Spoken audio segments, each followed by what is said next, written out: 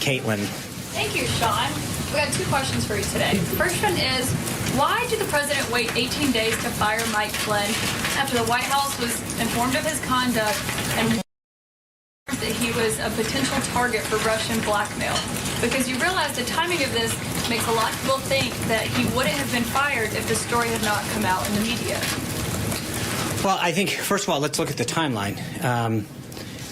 Sally Yates came here on the 26th of January.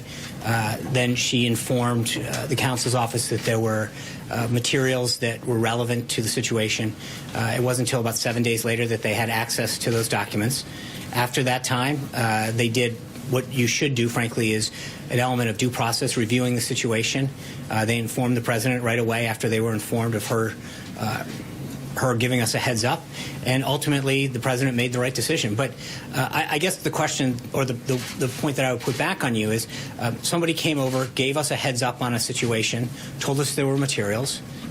We were provided those materials 7 days later, reviewed those materials, underwent a process of reviewing the situation, and ultimately the president made a decision, and it was the right one. So I think that the process worked, frankly, when you think of the time in which we had the information to make the decision that the president made. Well, you're saying the president stands by that decision and he made the right decision, but why does he continue to defend Mike Flynn? Well, I don't think it's not a question of defending Mike Flynn or not. Hold on. It's a witch hunt and he should seek immunity. I think Mike Flynn is somebody who honorably served our country in uniform for over 30 years. And I think, as he's noted, Lieutenant General Flynn was asked for his resignation because he misled the vice president.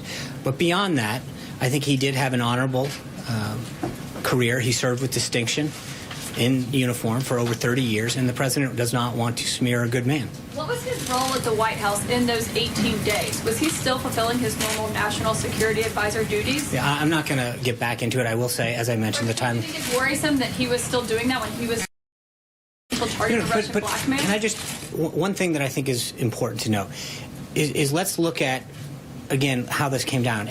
Someone who is not exactly a supporter of the president's agenda, who a couple days after this first conversation took place refused to uphold a lawful order of the president's, who's not exactly someone that was excited about President Trump taking office or his agenda. She had been, hold on, Caitlin, hold on. No, Caitlin, let me answer the question.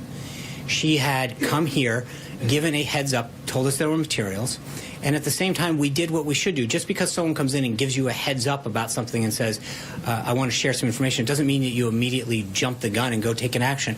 I think if you flip this scenario and say, what if we had just dismissed somebody because a political opponent of the president had made an utterance, you would argue that it was pretty irrational to act in that manner. We did what we were supposed to do.